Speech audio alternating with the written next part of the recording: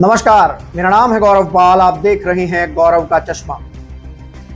Iran अब बड़े हमले की तैयारी कर रहा है। हमला ऐसा है कि इजराइल अब पानी की बूंद बूंद को तरस जाएगा और इजराइल के साथ साथ रमजान के बीच जो और खाड़ी देश अमेरिका और इजराइल की मदद कर रहे हैं वो पानी की एक एक बूंद को तरसेंगे।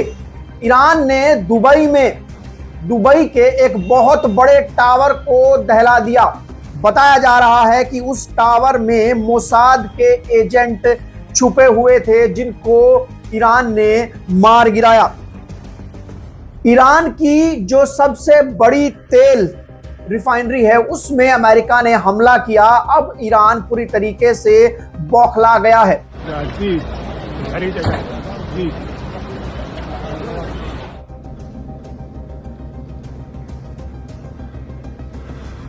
और रमजान के बीच इजराइल और अमेरिका ने एक ऐसा घिनौना कृत्य कर दिया है जिसके बाद अब ईरान बेकाबू हो गया है। ईरान घायल है लेकिन घातक है। जी हां दोस्तों, सबसे पहले बात करते हैं ईरान के उस वाटर डिसैलिनेशन प्लांट पर जो हमला अमेरिका ने किया, जिसकी वजह से ईरान में 30 गांव जो हैं वो पानी की बूंद बूंद को तरस रहे हैं रमजान में। लेकिन अब ईरान इसका बदला लेगा।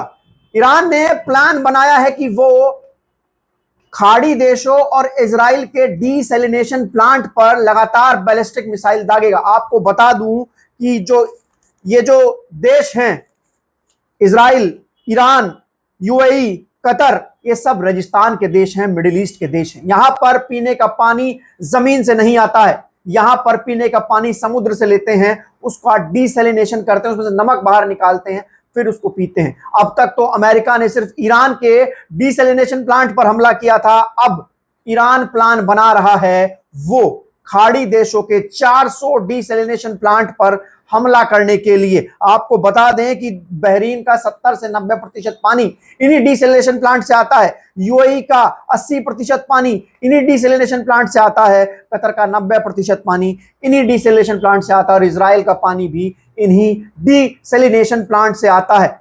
ईरान ने शुरुआत में पानी पर हमला नहीं किया, लेकिन अब जब ईरान के डिसैलिनेशन प्लांट पर हमला किया गया, 30 गांव को पानी से तरसा दिया गया।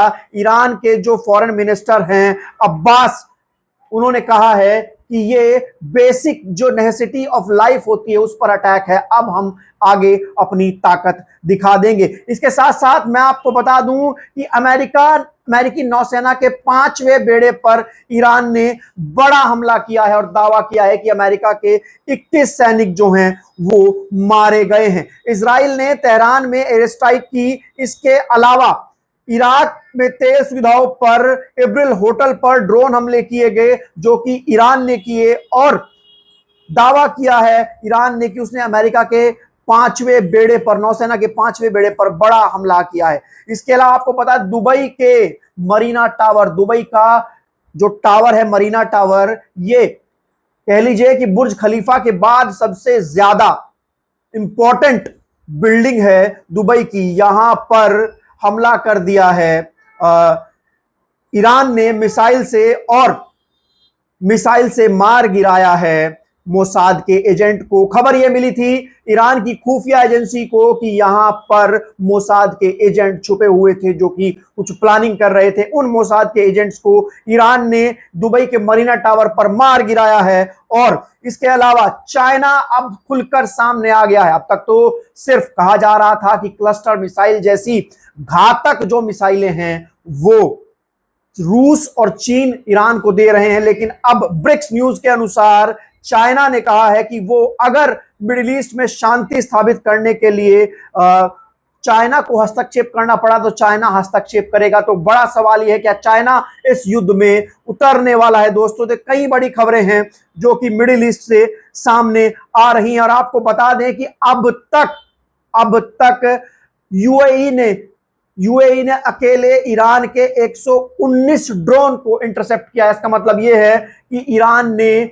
यूएई पर 119 से ज्यादा ड्रोनों से हमला किया है। आपको मैं एक चीज और बता दूं कि ईरान इजराइल की लड़ाई में जो ये पूरी लड़ाई चल रही है उसमें ईरान भले ही घायल है लेकिन घातक है। कुछ खबरें जो कि मिडिल ईस्ट के देशों की है, जो खबरें इजराइल की है कि इजराइल में कहां कहां पे हमला हुआ है, तेल अवीव को तो ईरान पूरी तरीके से बर्बाद कर चुका है, वो खबरें दबाई जा रही हैं। पूरा जो वेस्टर्न कंट्रीज हैं वो सब एक तरीके से अमेरिका और इजराइल के साथ खड़ी हुई दिखाई दे रही है। ईरान अकेला दिखाई दे रहा है। अभी हाल ही में बॉम्बर B1 जो है वो कल पहुंचा था लंदन में, इंग्लैंड में, और इंग्लैंड ने अमेरिका को परमिशन दे दी कि वो बॉम्बर यहां पर उतार सकता है। लेकिन इससे पहले स्पेन ने मना कर दिया था, कह दिया था कि वो अपनी जमीन जो है वो ईरान के खिलाफ इस्तेमाल होने नहीं देगा। और बड़ी चीज जो है, ईरान अब तक कह रहा था कि वो अब आगे अटैक नहीं करेगा गल्फ की कंट्रीज पर। लेकिन बड़ा सवाल यह है कि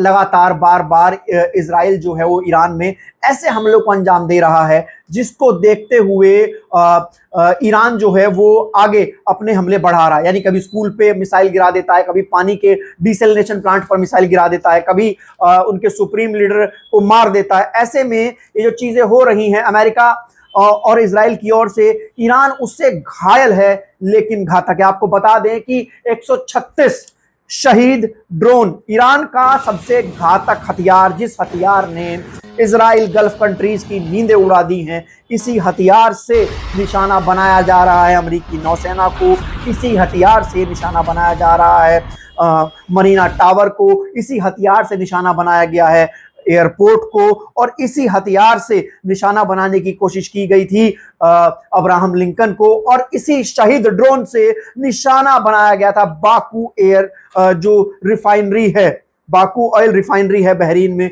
उसको निशाना बनाने की कोशिश की गई थी। तो मैं आपको बता दूं कि ये जो एक तरीके से ड्रोन है शहीद 136, ये ईरान का सबसे घातक हथियार है। और अब तक ये बताया जा रहा है कि ईरान ने जो मिसाइलें दागी हैं, जो क्लस्टर मिसाइलें दागी है, जिससे उसने लगातार जो दावा किया है एक तरीके से यूएई ने और गल्फ कंट्रीज ने कि उनके ऊपर लगभग 200 से 250 बैलिस्टिक मिसाइलें दागी गई हैं, ये ईरान का पुराना असला था। ईरान ने अब तक अपना नया असला जो है वो बाहर नहीं निकाला है। दोस्तों, बड़ी बात यह है कि ईरान ने अपना नया असला बाहर नहीं निकाला है। अब ईरान अपना नया असला बाहर निकालने की कोशिश करेगा और उसको बाहर निकालेगा। जिस तरीके से हम लोग देख रहे हैं कि ईरान लगातार हमले कर रहा है, कभी दुबई, कभी कतर, कभी बहरीन पर, और उसके बाद इजराइल और अमेरिका जो है वो गीदड़ भक्कियां दे रहे हैं कि ईरान डर गया है, ईरान डर गया है। लेकिन IRCG जो कि ईरान की आर्मी है और जो ईरान के लड़ाके हैं, वो पीछे हटने को तैयार नहीं है। उन्होंने एक तरीके से दुनिया की इकोनॉमी को पूरी तरीके से फ्रीज करने की कोशिश की है। जो स्ट्रेट ऑफ हॉर्मोज है उसको एक तरीके से बंद कर दिया है। लेकिन अपने दोस्तों के लिए ईरान वहां से तेल दे रहा है, जैसे कि चाइना है, रूस है, उनके तेल वहां से पास हो रहा है। बड़ी बात यह है कि जिस तरीके से ईरान इस लड़ाई में लगातार हमलावर होता हुआ नजर आ रहा है, अमेरिका की हालत खराब हो रही है। अमेरिका को लग रहा था कि ईरान जल्दी ही घुटने टेक देगा, लेकिन ईरान घुटने नहीं टेक रहा है। वही बात है कि घायल है लेकिन घातक है।